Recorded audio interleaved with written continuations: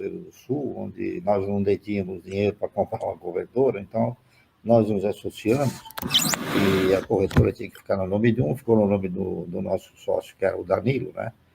E, a partir daí, nós enveredamos por uma trajetória de aplicações do mercado de valores. Isso nós tivemos no final de 1970, 1971, originado pelos recursos que o Decreto-Lei 156 disponibilizava para os fundos fiscais de investimento.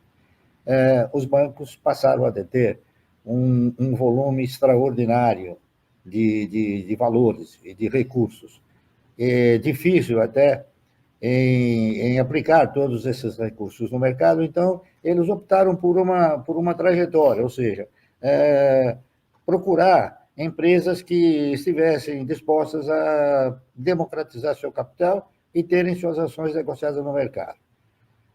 Nós tivemos um período brilhante até mais ou menos junho de 1971, quando esses recursos deixaram de existir.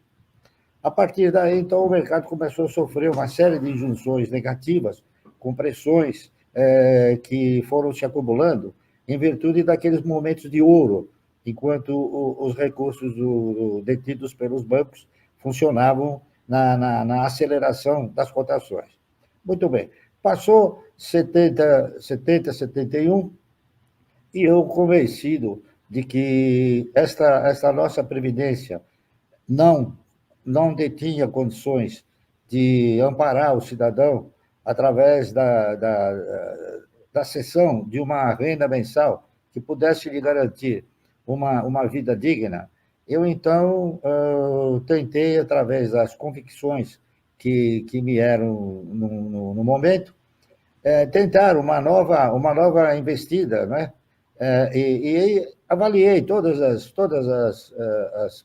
aplicações da época e cheguei a uma conclusão, que todos aqueles que tinham uma renda boa, ou eles eram controladores ou eles eram parceiros de ações de capital aberto.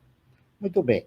Eu tentei, então, generalizar essa aplicação, interpretando o seguinte: se você fica 30 anos colaborando e contribuindo para o INSS, por que você não pode ficar 30 anos comprando ações?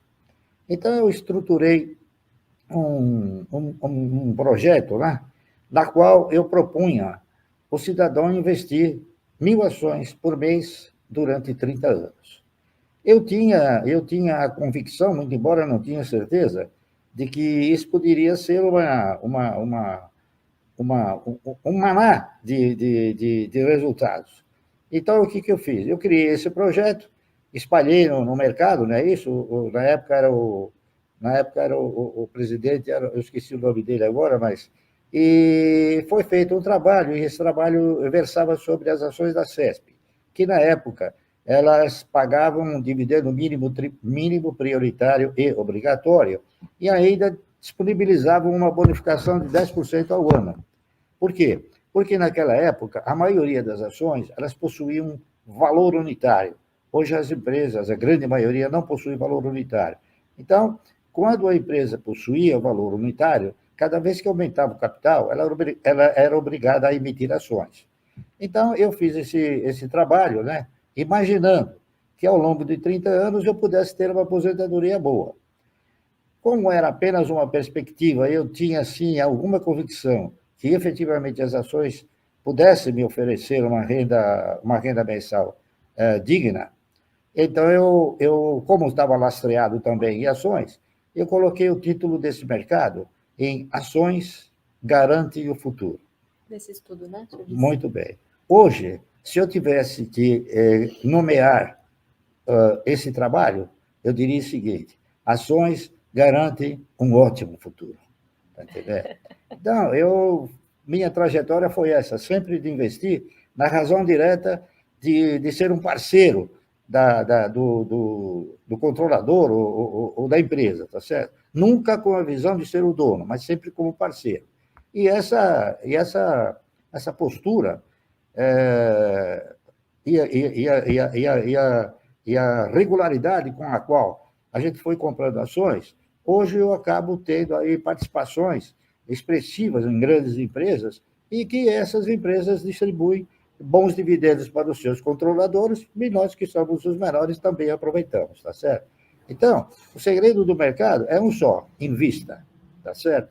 Invista porque você investindo nos projetos de empresa, você está investindo na geração de riqueza, na circulação dessa riqueza e na distribuição dessa riqueza, tá correto?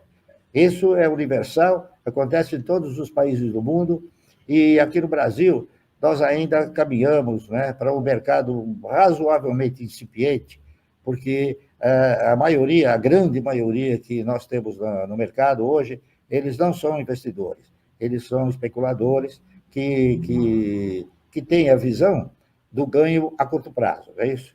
E, no fim, eles acabam até se conscientizando que essa visão acaba sendo retratada como uma perda a curto prazo, tá entendendo?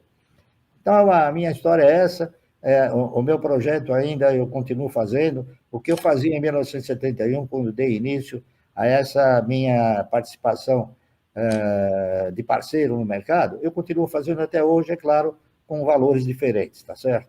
Mas a filosofia não mudou e eu digo o seguinte: eu acredito que nos próximos 200 anos também não vai mudar. Ok? É isso que eu tinha que falar.